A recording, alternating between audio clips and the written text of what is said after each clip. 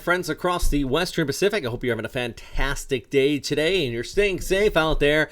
As we look ahead into the upcoming weekend, we have the potential for another area of low pressure to bring some heavy rainfall, specifically in the southern areas of Visayas through eastern areas of Mindanao. Meanwhile, though, if you just take a look across the rest of the Western Pacific, the big thing right now is we're still looking kind of at that flow coming in across Japan here, bringing some sea effect over the next few days. We have that shear line still set up there all the way down towards southeastern Vietnam, but really keeping an eye on this big old area of convection located almost, as somebody wisely pointed out in our comments, it's almost a part of the flooding that we've been seeing out there in Australia. It's just absolutely devastating flooding. Well, that moisture is coming across the equator over Papua New Guinea and now kind of get wrapped up with our tropical moisture out there towards the south and east of Palau. So we're going to watch this whole area right in here and just see how it develops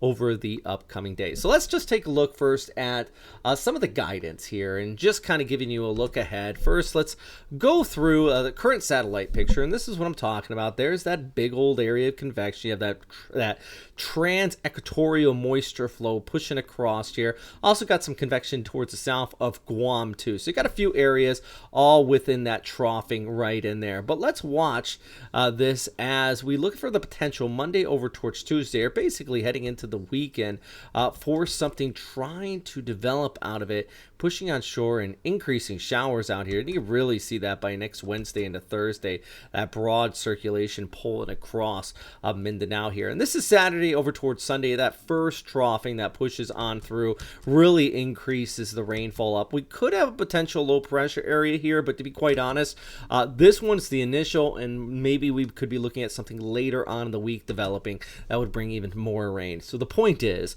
loads of rain in the forecast from Cebu, Leyte, Samar, Siargao, maybe even down there towards Davao, there in southern Mindanao, basically everywhere from Cebu south, looking at plenty of heavy rainfall once again as we go ahead over the upcoming weekend and into next week. Cloudy skies, mostly still back towards the north, if we're talking about most of Luzon. And this is just another look at the forecast for Monday, Tuesday, over towards Wednesday. All that rainfall sitting south of Cebu here across most of the southern half of the Philippines. And just look ahead through Sunday specifically. Look at all those showers down here. Tacloban at 28, Cebu at 27, Legazpi at 29, while a little bit of sun potentially in the forecast as we scoot back towards the north in places like Iligan, even back towards northwestern Luzon as well. So some some wet weather there in the forecast. This is for Cebu. Scattered showers Sunday, Monday, Tuesday, Wednesday, even over towards Thursday on top of that. All right, let's go back to how about this right here? And I want to show you what the GFS is showing in the long range, because what you just seen there was the ECMWF. Now this is GFS looking ahead into next Tuesday over towards Wednesday, so the 24th through the 25th. And it kind of gives you a good idea of where we have the potential for a low pressure area, 1002 hectopascals. So first we have this area that could come on shore. That's that first one. The by Sunday over towards Monday, the ECMWF was picking up on, and then a secondary one that the ECMWF and the GFS are possibly picking up on with additional rainfall midweek. And then behind that, even the potential for another low pressure area pushing on through.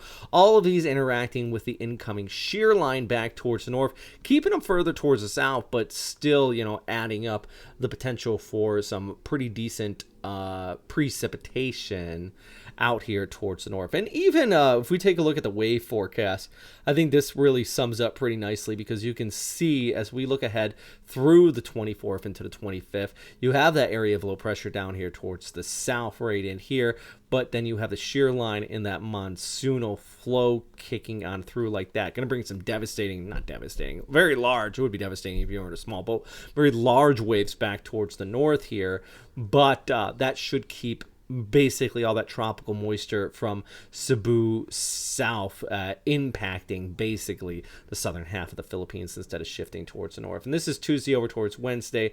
Another look from the ECMWF, giving you an idea of where that midweek low would be. So you have the first one here that pushes on by, and then a secondary one all running along this line right here on the leading edge of the shear line, or that monsoonal flow kicking off and creating some pretty heavy precipitation for much of this area. And always remember, if you are in one of these areas that do get flooded, be sure to take it seriously. Of course, heavy rainfall warnings are definitely important to follow, but even if you do find yourself in one of these flooded areas, it always could sneak up on you pretty quickly.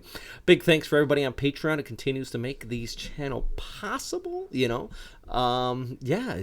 guys, you help out a lot.